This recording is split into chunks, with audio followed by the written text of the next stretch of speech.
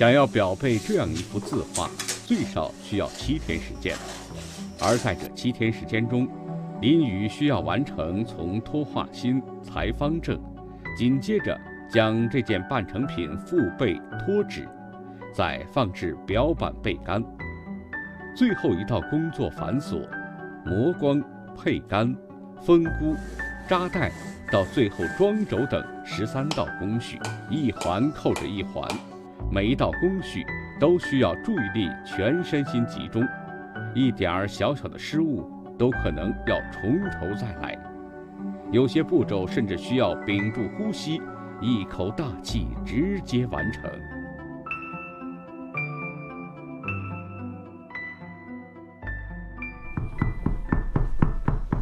现在开始就是正式的第一道工序脱。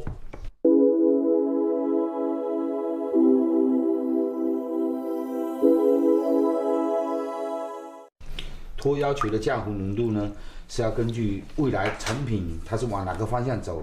它是卷轴还是镜片，还要根据它本身的纸的不同，选择不同浓度的浆糊，还要考虑到天气的因素。不是天气很好的天气，那浆糊浓度跟好天气的时候浆糊浓度是不太一样的。它要把当中的颗粒啊全部都给研碎掉，浓度让它均匀，这样子上去的浆糊才比较好。脱的秘密在浆糊，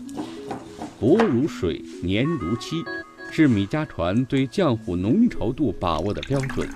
多一分会使作品太厚，卷久产生折痕；少一分则时日长久后会使画与纸脱层。靠眼睛观察，它里面颜色稀的浆糊，它颜色就会淡；还有靠手去摸它的粘合度。它其实只是差了一丝，然后完完全全就是靠感觉。除了对浆糊量的把控，就连调配浆糊本身，米家传也有从老祖宗100年传承下来的独到配方，就是除了面粉之外，加入特殊的中草药配料，这样他们制作出来的浆糊浓稀适宜，也方便后人将这幅画进行拆裱、装裱，不会影响到画本身的质量。更为关键的是防止重铸。现在是脱的第2步，就是把合适的宣纸、裁好的宣纸盖上去，提起来。我们用的刷子跟别人用的不太一样，他们用的有点像排刷，他们比我们这个来的长，是我们的1倍长。但是呢，这个有个不好的地方，它的人因为手啊，它的受力点就只有那么一点点。它那样子等于用力，同样刷一下下去，它用力不是很均匀。所有的工序当中，其实最容易出问题的就是在脱上面，它是第一道工序是最关键的工序，所以说反而是脱这道工序是我最后才学习的。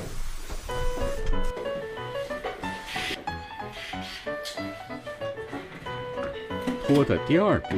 就是将剪裁到适当大小的宣纸盖在书画之上，同样用刷子将两者严丝合缝地贴合在一起，再上墙阴干。慢点。对，阴干的话，其实对整个画作本身是第1道试干的工序，非常的关键。因为你如果没有完完全全让它阴干了的话，它以后就很容易变形。比如说不干的时候裁下来，它画面刚开始平整，差不多过半个小时左右，它就开始会有起伏、有波浪。所以说一定要讲究阴干，慢慢的干，让它慢慢的干，跟那个宣纸慢慢的融合在一起。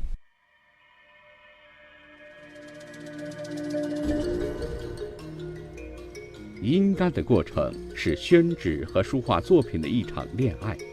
它需要时间慢慢亲和，需要时间彼此渗透，直至最后水乳交融。所以哪怕是炎夏逼近40度的高温，林宇也不会开空调，